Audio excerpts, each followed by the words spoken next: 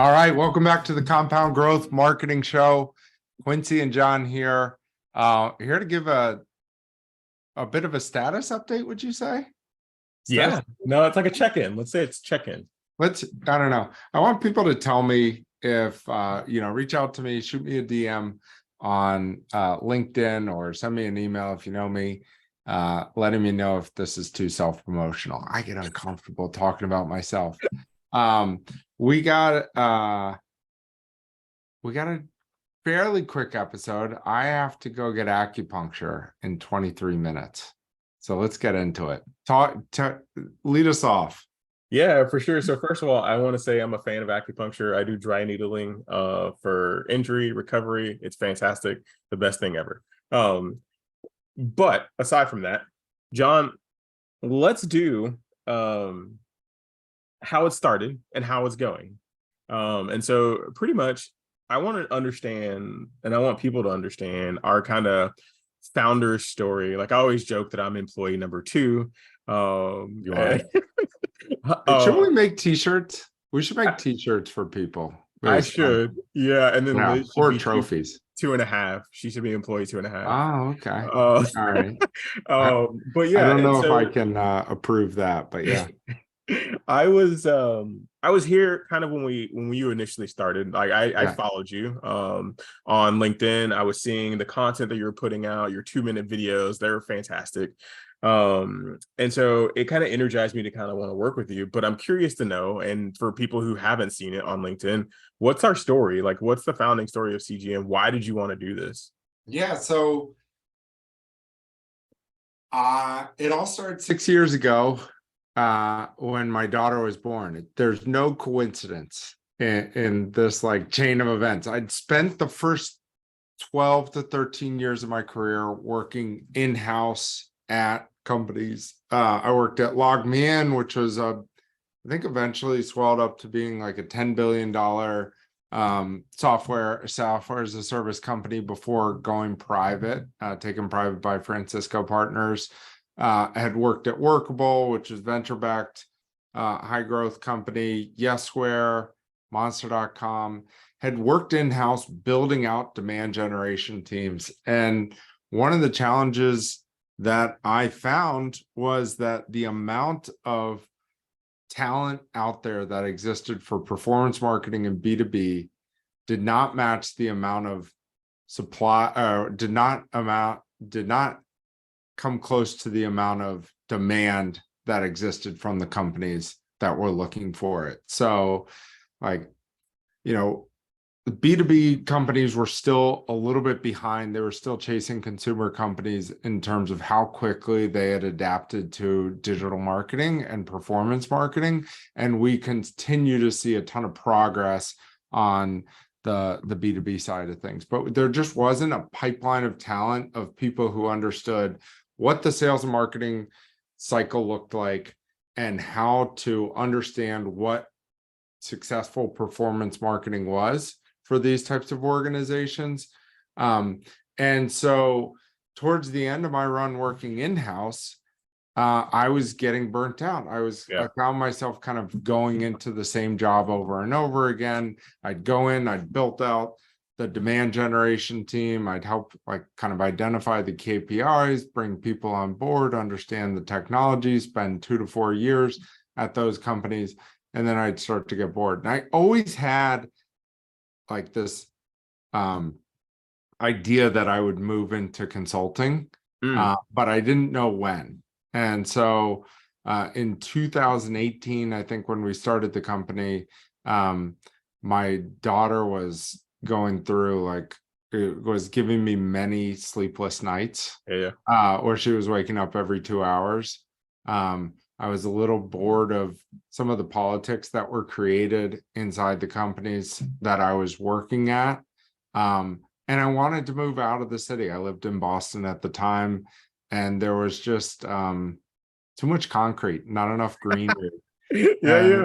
And so really wanted to get like an hour outside of the city, someplace that was maybe a little bit more affordable, but also allowed me to get access to outside. And anybody who knows me knows that I when I have an hour-long lunch break, I'll be like checking the tides near where I live to go fishing.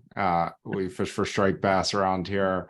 I'll go, hit some putts in the morning before coming into work, or yeah, I did a lot of mountain biking when I first moved to where I live. So I enjoy getting outside and really appreciate that about where I live, and felt really stuck in a city environment, and so wanted to get out of the city. So those were three of the things. And I actually had my last job in-house was a pretty quick tenure. I worked for 3 months at a company. There was a mix of politics and just not fitting in at that company that led me to leave, make a quick exit. 3 months, you're not even fully onboarded yet, John. Yeah. And they became the first client of ours at Compound Growth, which kind of helped me make the jump. But my original plan was only to ever have it be myself at the company. The company that I had worked before the 3-month stint was Workable. They were based in Greece. They had investors in Greece and the UK. And so I thought, oh, the US market's probably really saturated. I'm going to go to Europe to help companies build out growth, enter the US market like I had done with Workable. And it turned out that we didn't really need to do that. I ran into Dave Gerhardt at a Friendly Toast in downtown Boston at brunch. And as soon as I told him I was starting my own thing, he was like, boom, you got your first client. Then I ran into a guy, Joe Chernov, who's now the CMO at Pendo.io, who at a Whole Foods out in Cambridge randomly. And so, I had my first client from the company I left, then Drift, and then started working with Robin Powered pretty quickly after that. So there was a lot of good luck, I guess, that came. Was there confidence there? Because it sounds like you're running into them at Whole Foods, right? Or at the Toast, and you're like, hey, so I'm kind of doing this thing. Or you're like, no, I'm doing this thing. There's a gap. Like, here's what I want. Like, I'm curious to know, for people who are maybe starting their own thing or doing a career, like, what was your confidence there?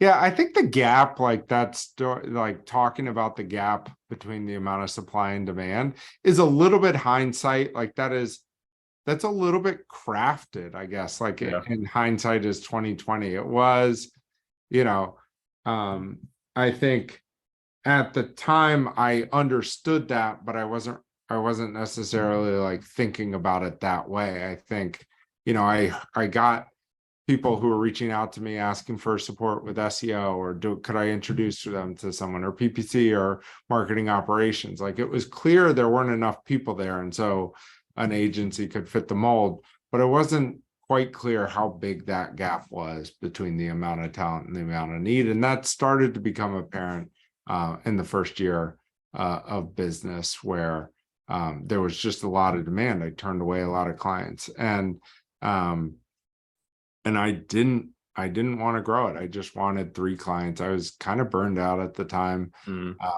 and wanted to work 3 to 4 days a week, and spend more time with my family, spend more time outside.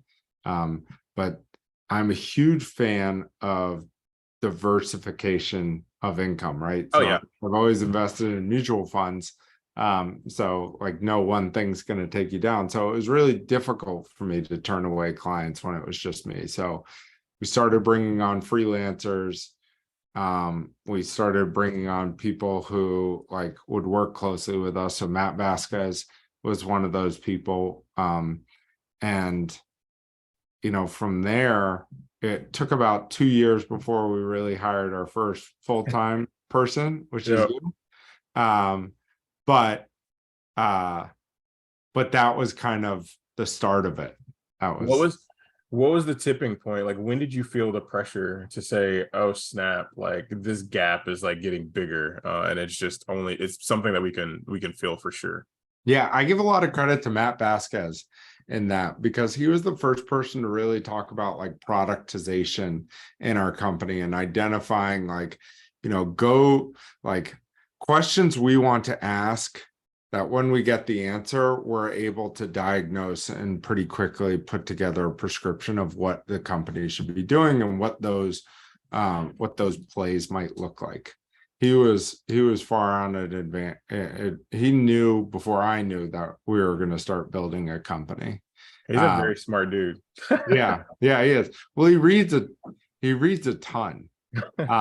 And I think he was really into like the E-Myth and that whole like genre of books at that time. And I forget what he had. I think he stumbled upon Traction, and I think Traction, which, ultimately we ended up using a growth operating system called the Growth System, which Cruise and Co. Has built.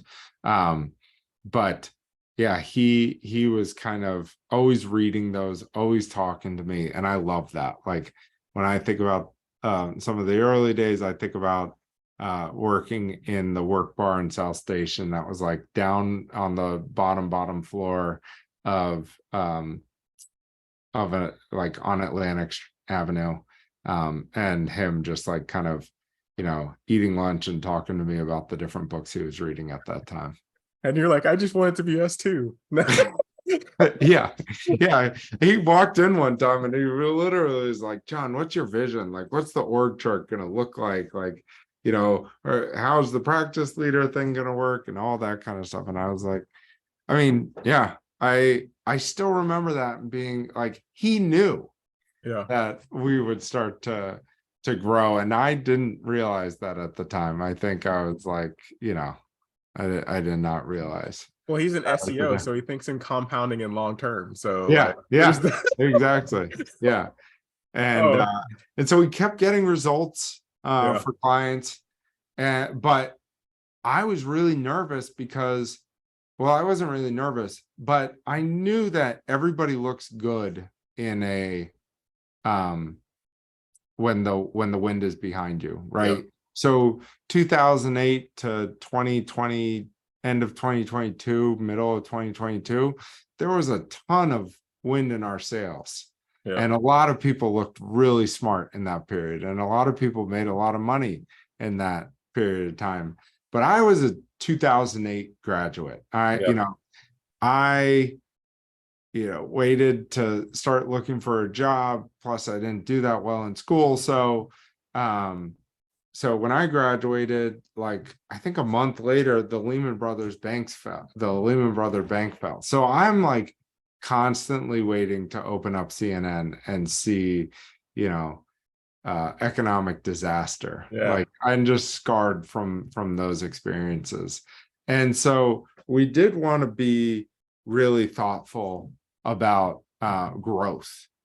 And just like understanding that, when you have the tailwinds behind you, a lot of people can look amazing and there's a lot of growth, but we're likely coming to the end of the economic cycle. And I had been, and like, if it sounds like I'm trying to brag that I thought the economic cycle would end, I'm not. I was, thinking that in 2008, the economic cycle didn't really end until 2022, and I had been making that call since like 2015. So I thought it was more of like an 8-year cycle thing rather than whatever we ended up getting, 15 years.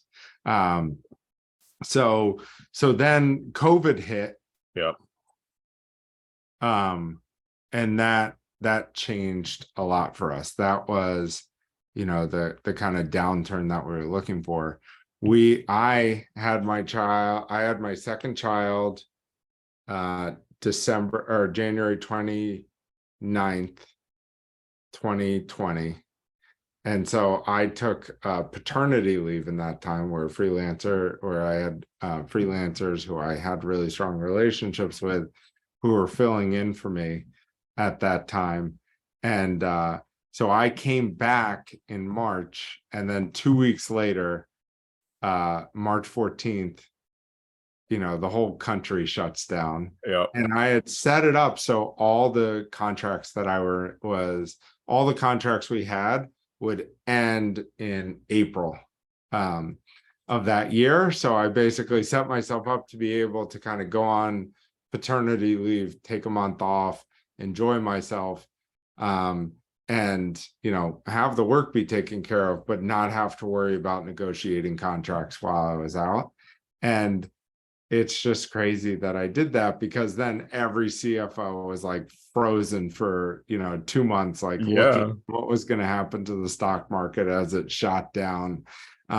So once we got through that COVID experience, and we actually, like a lot of SaaS companies, we saw really aggressive growth after that. We saw a lot of hesitancy during COVID in those 2 months, but the move went into, a ton of money started getting poured into software as a service companies. And so at that point, I think, is when we started to really think about hiring, and it wasn't too far after that we started bringing on our first hires into the company, because I did want to see that kind of economic downturn and how we would survive that.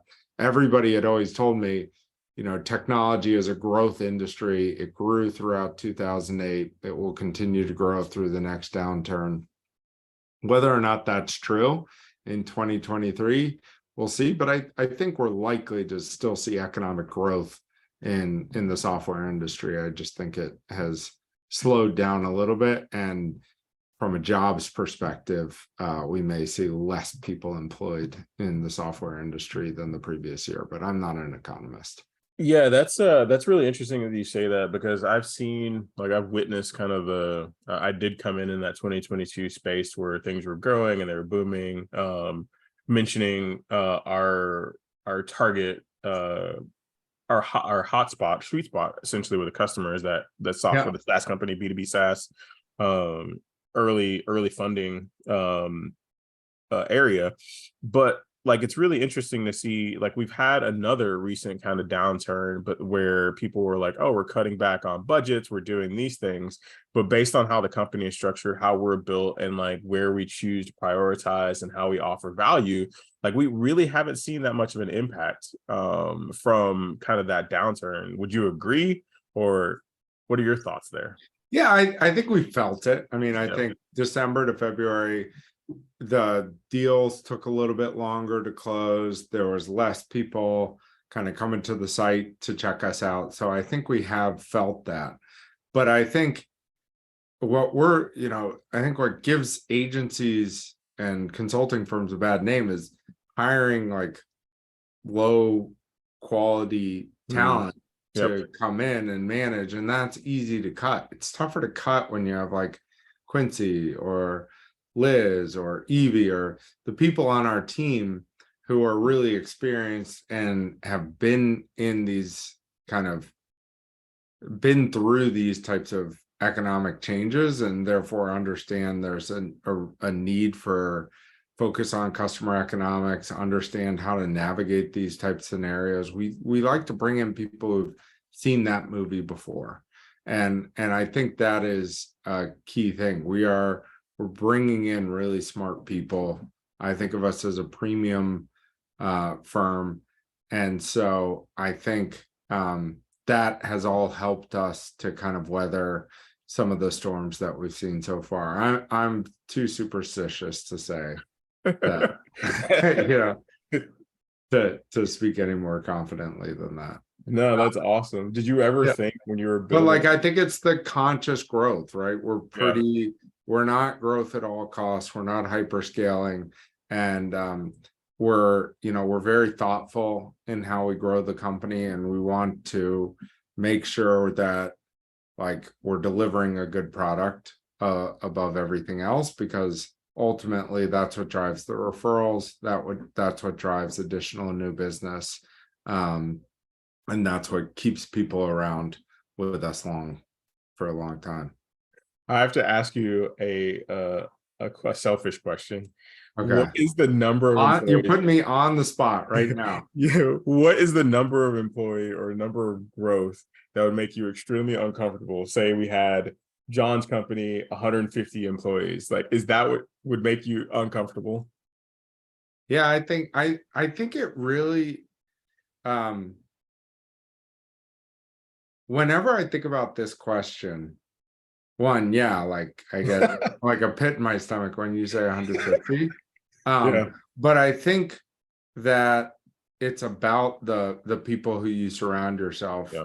with in the company, right? For any team that you're building out, whether it was like the demand gen team that I built out at Workable, or the, Log Me In when we had a team, or, any of these companies, it's about who you have like working with you on a week to week, day to day basis that's going to make that possible. And I often think that's really true for like, and this is a weird comparison, but the president of the United States, right? We put so much effort into like analyzing the person in the top job, but like really the value of the information and how it's summarized and how it's delivered to that person is really critical, and all the experts that they put around them make that job manageable, right? Yeah. Joe Yeah. Biden breathes there just like I do. Donald Trump breathes there just like I do. Barack Obama breathes there just like I do, or you do, or any, like, but I think to enable scale, like the thing that comforts me is if we ever got to 150 people. And so like, 150 people, comparing that to the president of the United States, that is obviously just an extreme example. But the comforting thing is like, okay, if we ever, like, I think the key to getting there is hiring really smart people, because that kind of compounds throughout the company. Really smart people around you, hire really smart people around them, hire really smart people around them, and it makes the whole organization really work. No, I think that's awesome. And I think that's a good place to end. I am one of the people, and I truly understand kind of how close you are and how close we are as a company. Like, we Yeah. talk to each other all the time. We care. Empathy is your big thing. Like, Yeah. and so I appreciate that. I can totally understand the emotion and the compassion behind the empathetic, but then how you've kind of built this culture like internally. So I appreciate How it. we built it, right? How we've built it, exactly. Yeah. So I definitely appreciate it. So I appreciate you giving your insight. I know a lot of people find value in kind of understanding your story and how we grow, understanding who we are as a company. Cool. Awesome. Awesome. Thank you Thank so you, much, Tom. Quincy.